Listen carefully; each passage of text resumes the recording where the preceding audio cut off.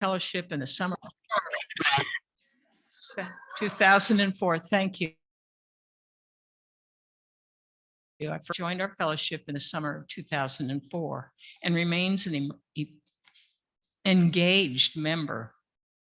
I was going to say emerged. That's not it. In addition to a career in visual art, AJ is also a writer of poems, essays, and speeches. With an interest in normalizing inclusive language and broadening gender identity, AJ uses singular they, them pronoun and trying new foods. AJ, welcome.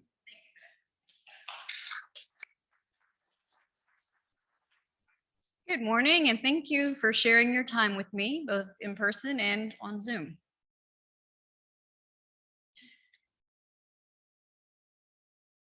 Whether inside the cab or hanging on at the back, to work on a garbage truck is to spend the day in a miasma of stench. So begins Ted Conover's 2018 retrospective piece called "The Strike That Brought MLK to Memphis." Conover scheduled a ride along on a garbage truck. Between stops, he interviewed Mike Griffin, who had been a sanitation worker for over 30 years. "It's better than it used to be," he says, "but it's still hard work."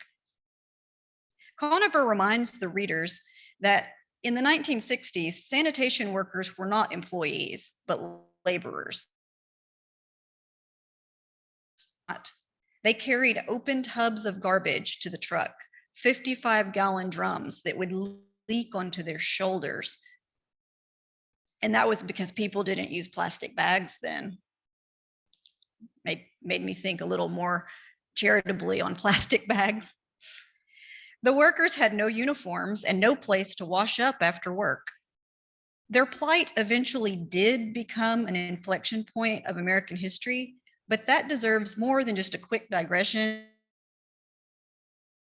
And so anybody that wants a transcript of this with the hot links to the articles, I can provide that to you by email. Sanitation work. It is harder and more dangerous than it has to be. It stinks, often more than it must.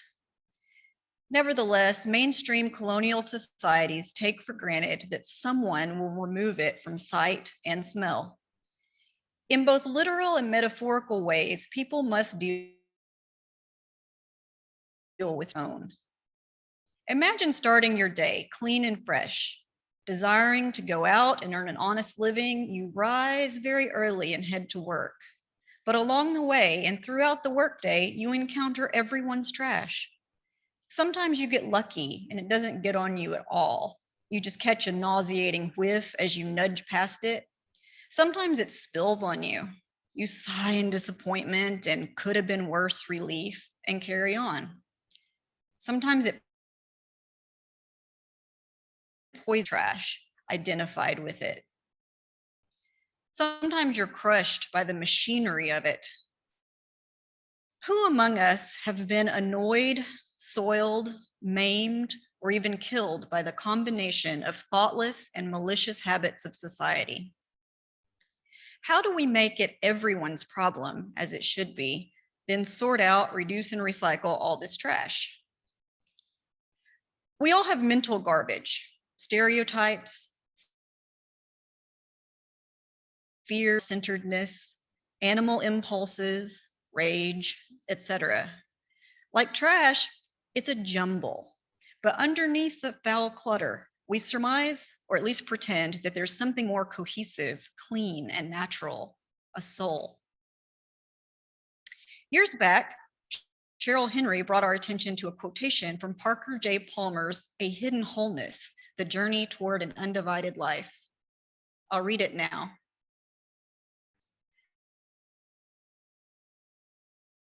Resilient, resourceful, savvy, and self-sufficient.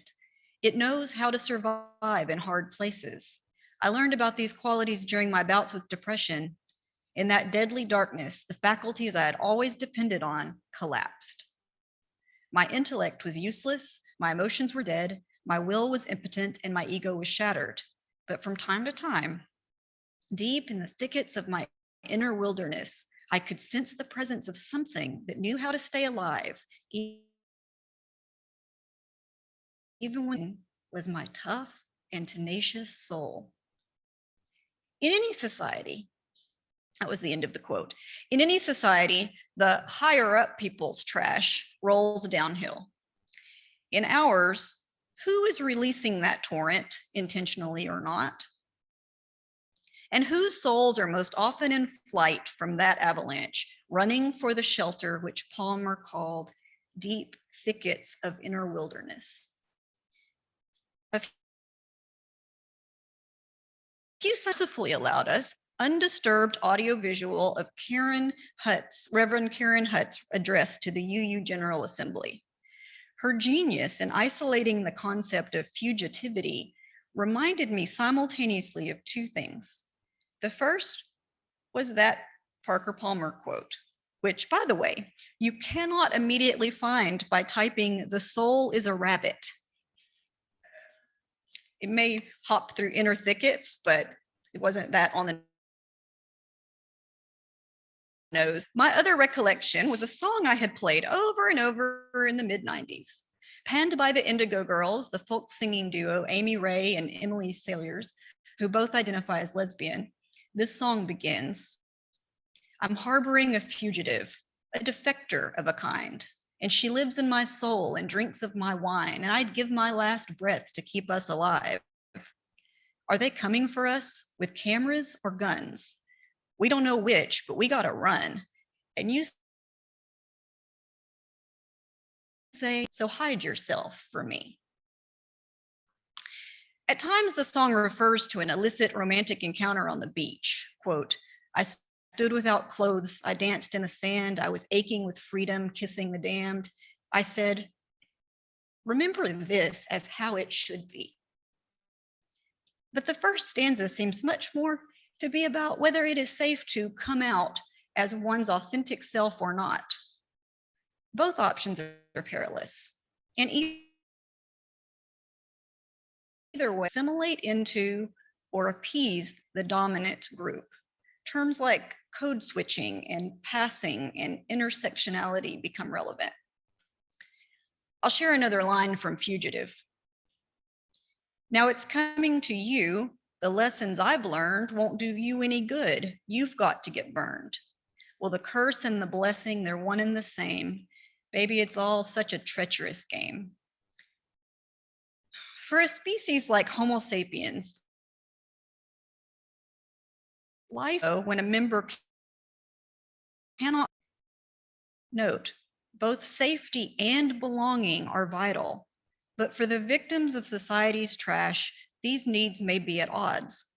Sometimes finding belonging threatens safety, like finding kinship in the queer community may lead to someone being outed as gay, which can lead to discrimination and violence. Worshiping with people who look or think alike has made churches targets for bombings and shootings. Can leave previously safe people into unsafe behavior. A sense of loneliness, even among the affluent, spurs many people of all ages into substance abuse and self-harm. So the acronym I cited in the title of the program originated as a post shared on Facebook. It said, "Don't be trash, transphobic, racist, ableist, sexist, homophobic. It really isn't that hard to be a decent human being." It is unfortunate that we don't have a spelling for trash that includes a C for classism. TRASCH maybe? But the point is, there's a compounding effect of isms and phobias that poses a challenge for all of us to sort it out. Let's suppose a couple tries to adopt a baby, but they get denied for being gay men. Well, that's sexist and homophobic. You know, if there's an assumption that two men are less likely to be abusive or non-nurturing child, they use class privilege to hire a reluctant but financially desperate surrogate to create their baby. What do we make of it then when they choose a light-skinned immigrant from Honduras who looks more like us and reject a more enthusiastic applicant who is Black? Then imagine that they refuse to be present for the birth because, ew, lady parts are so gross, and then mistake the female doctor for a nurse. Okay, misogyny. And when they ask after the birth, what is it? Meaning boy or girl, they are laying a foundation of transphobia. And of course, being of the rainbow themselves, they quickly realize and backpedal. Oh, of course, we really actually don't care about the genitals. As long as it has 10 fingers and 10 toes, we'll take it. Well, woe to the child born with missing fingers or toes. Or, cerebral palsy or any other sort of. And so is a lot of other trash that didn't get a starring role in the acronym.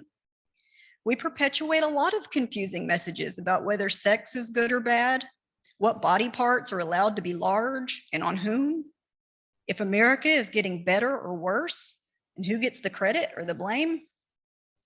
How does ageism rank amid all the other isms, and which generation is afflicted by it most? Getting back to Reverend Hutt's GA talk, a lot of her quotations were from Douglas. In it, for an entire Tuesday, every Black resident of a small town mysteriously vanishes or slips into a deep coma. The opening scene features two white characters, played by Black actors in whiteface, making insipid pleasantries. One of them is anxious, complaining of a foreboding sense, like something's happened or happening, gone haywire, loony. Within that single day, the town's large structure and genteel households all grind to a halt without their exploited Black workers. But before that, and before any conscious awareness of who is missing, the cisgender, white, male middle-class characters have a premonition of loss and feel an uncharacteristic fear. Maybe it was the first smell of the accumulating trash. There is a crass parlor game, often accompanied by the consumption of alcohol. Get use, marry, kill. A player is given 3 names, could be of acquaintances, celebrities, world leaders, fictitious characters even, and must order them into a sequence, a sentence actually, deciding which one is best objectified for sexual pleasure, which one is acceptable to pair with for long term, and which one must be regarded as disposable. Bawdy comedy is imposed as the choices become more difficult. The relative offensiveness, let's say trashiness, of this game varies greatly according to the whims of the player who gives the choices and the reasoning of the player who makes them. You see how fast the trash is unearthed. Imagine an intimate encounter or a marriage with someone outside your sexual orientation, ability, or race. Would you eliminate one choice to make the first 2 easier? We aren't going to play, but I bet if I put you on the spot and gave you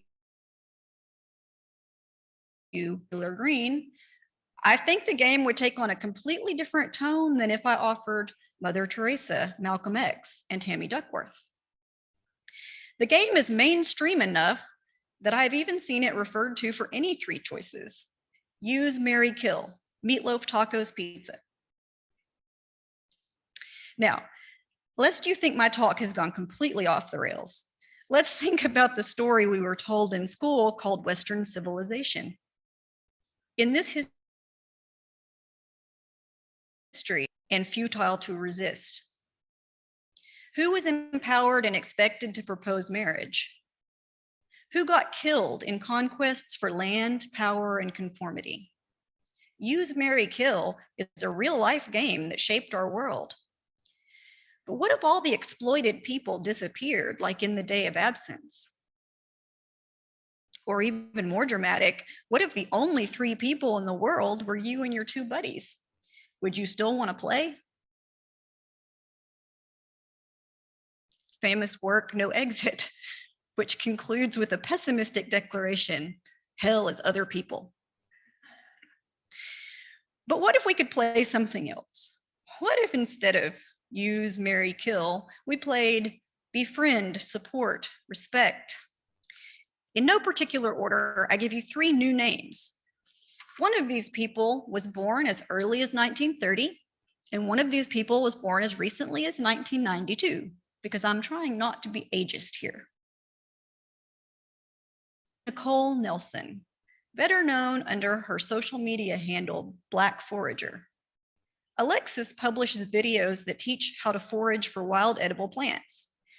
She teaches this content in tandem with the history of laws, barriers, and violence that kept Black people from enjoying the outdoors, from swimming pools to national parks. Since I share her interest in both social justice and wild edible plants, I would happily befriend Alexis. Alok from College Station, Texas, born to immigrants from India and Malaysia.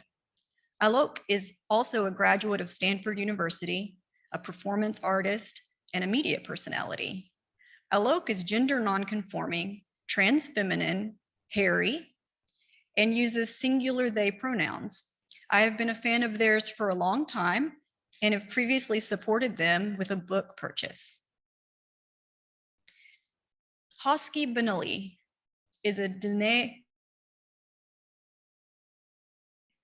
New Mexico.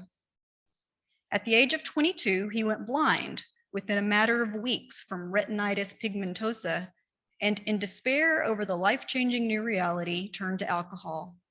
Today, though, he directs Our Youth, Our Future, an intensive outpatient treatment center for Native American youth with chemical dependencies and related mental disorders. He's also listed as the Community and Government Liaison for Native American Disability Law Center, upholding the principles and ancient traditions of his culture, as well as intervening to help him accept himself, blindness and all, and discover a sense of purpose. To recap, safety and belonging are foundational needs. To accomplish these needs, we must escape the burden of trash, and answers will vary as to how. Some people just get stronger from bearing the heavy load in silence. Some run away. Some give it to someone else to carry, but very squarely in the path of its owner. And some throw it like a rock into the oppressor's face. Of course, trash is a cycle, and the work is never finished. But between trash days, we still have to find our soul rabbits and gain their trust. I hope you'll follow your soul rabbit, even through dark and thorny places. May it lead you to life's purpose and to newfound respect, friendship, and willing support of anyone who is dragging around more of the trashy inheritance. Thank you.